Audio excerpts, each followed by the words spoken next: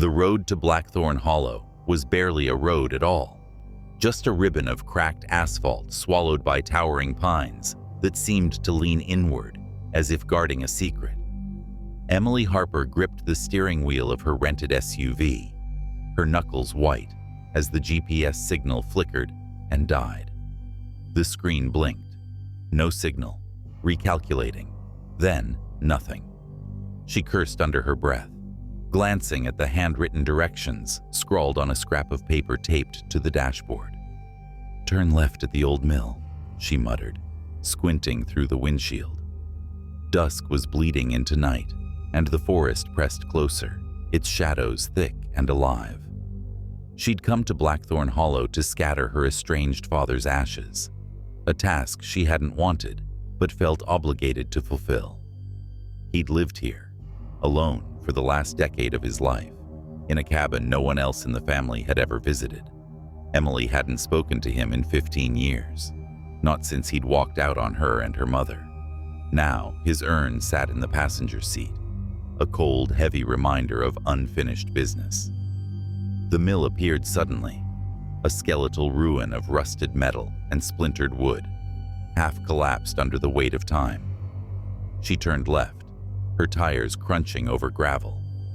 The road narrowed, branches scraping the SUV's sides like fingernails. Her phone, useless without signal, buzzed faintly, then stopped. She ignored it, focusing on the dim glow of her headlights cutting through the fog that had begun to curl across the path. After what felt like hours, the cabin emerged from the mist, a squat, weathered structure with a sagging porch and dark windows that stared like empty eyes.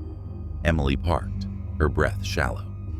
The air was heavy, damp, and smelled of rotting leaves and something sharper, almost metallic. She grabbed the urn and her backpack, stepping out into the silence. No birds sang, no wind stirred the pines, just a stillness that pressed against her chest. The cabin's door creaked as she pushed it open. Inside, the air was stale, thick with dust. A single room held a rusted wood stove, a cot with a threadbare blanket, and a small table cluttered with papers and an oil lamp. The walls were bare except for a faded map pinned above the table, its edges curling. Emily set the urn down, her skin prickling. She hadn't expected warmth or comfort, but the place felt wrong, like it was waiting. She lit the oil lamp, its weak flame casting jittery shadows. The map caught her eye, hand-drawn, with Blackthorn Hollow at its center, surrounded by dense forest. Red ink marked a spot deep in the woods, labeled simply the Hollow. A chill ran through her. Her father had always been obsessive, chasing ghost stories and folklore. But this map felt different, purposeful. A faint scratching sound broke her thoughts. It came from beneath the floorboards, soft but deliberate, like claws dragging across wood. Emily froze, her heart thudding. "Hello?" she called, her voice thin in the empty room. The scratching stopped. She waited, breath held, but heard only her own pulse. Probably a rat, she told herself, though the explanation didn't ease the knot in her stomach. She decided to scatter the ashes at dawn. For now, she'd sleep, or try to. She unrolled her sleeping bag on the cot, avoiding the floor where the sound had come from. As she lay in the dark, the cabin seemed to grow colder, the silence deepening into something oppressive. She closed her eyes, willing sleep to come, but the scratching returned, louder this time, closer. It moved, circling beneath her, as if whatever was down there knew she was listening. Emily sat up, grabbing the flashlight. The sound stopped again, but this time, she couldn't feel alone. The air felt charged, like just before a lightning strike. She shone the flashlight across the room, its beam trembling. The map on the wall seemed to pulse in the light, the red ink twisting. She blinked, and it was still again. "Get a grip," she whispered, but her voice shook.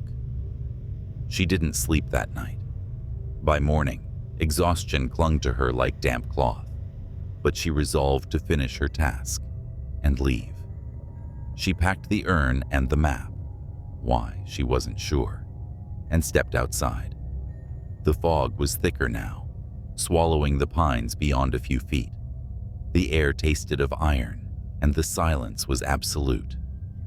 Following the map, she headed toward the red-marked spot labeled the Hollow. The forest closed around her, branches snagging her jacket, roots tripping her boots. The deeper she went, the more the trees seemed to twist, their trunks gnarled into shapes that looked almost human, arms reaching, faces half-formed in the bark. She told herself it was her imagination, but the unease grew, a weight in her chest.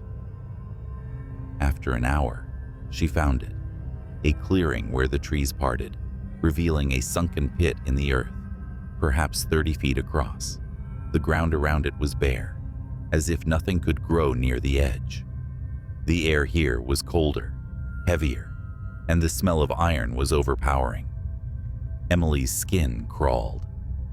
She didn't want to approach, but something pulled her closer, like a thread tugging at her ribs. At the pit's edge, she peered down.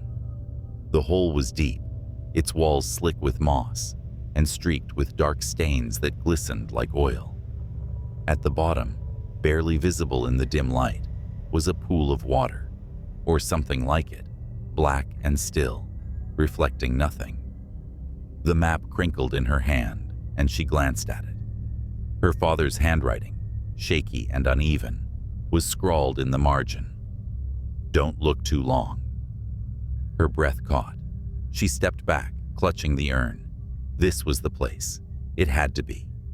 She unscrewed the lid, her hands trembling, and tipped the ashes into the pit. They fell silently, disappearing into the dark. "Goodbye," she whispered, though the word felt hollow. She turned to leave, but a low hum stopped her, a sound she felt more than heard, vibrating in her bones. It came from the pit.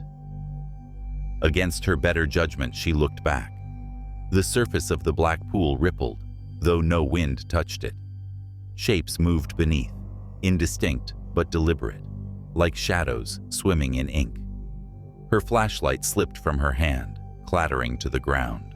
The hum grew louder, forming words she couldn't understand, a language that clawed at her mind. She stumbled backward, her foot catching on a root. She fell, the map fluttering from her grasp, spiraling into the pit.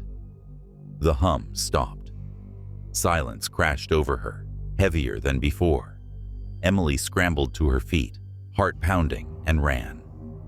Branches tore at her face, but she didn't stop until she reached the cabin. Inside, she slammed the door, her breath ragged.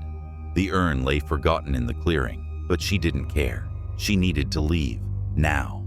She grabbed her backpack, but a sound froze her. A slow, deliberate creak from the porch. Footsteps, heavy, uneven, like someone dragging their feet. Her pulse roared in her ears. She backed toward the wall, eyes fixed on the door. The knob rattled, then turned. The door swung open, revealing nothing but fog and darkness. "Who's there?" she shouted, her voice breaking. No answer, but the air grew colder, the metallic smell stronger. Something was inside with her. She felt it, a presence, vast and ancient, pressing against her mind. The oil lamp flickered, its flame shrinking to a pinprick. Shadows danced on the walls, stretching into shapes that weren't human. Emily bolted for the SUV, fumbling with her keys. The engine roared to life, and she floored the gas, tires spitting gravel. The fog swallowed the cabin behind her, but the presence followed, a weight in the air. She drove blindly, the road barely visible, until the mill loomed ahead.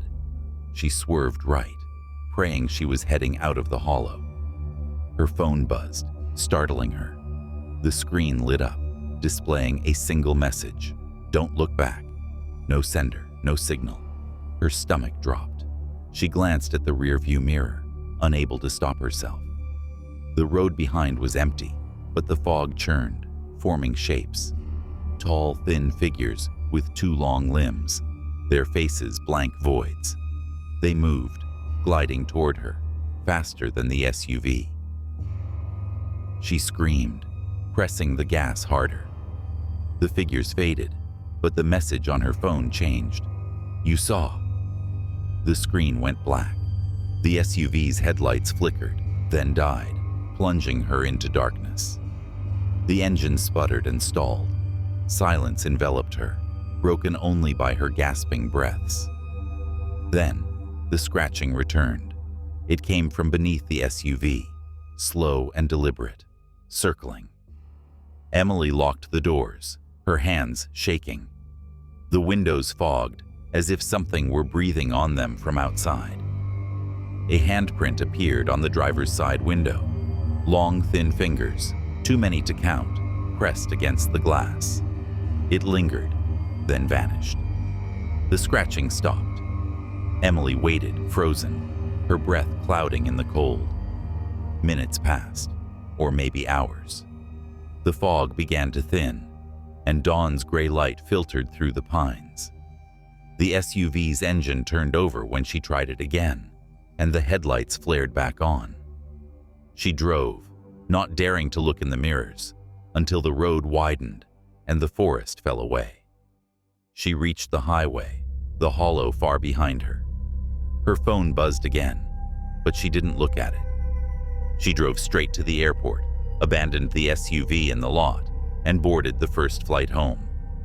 She didn't sleep for days, haunted by the hum, the shapes, the handprint. The map was gone, but she couldn't shake the feeling that something had followed her, something that knew her name. Weeks later, she found a package on her doorstep. No label, no return address. Inside was the map, its edges singed, the red ink pulsing faintly.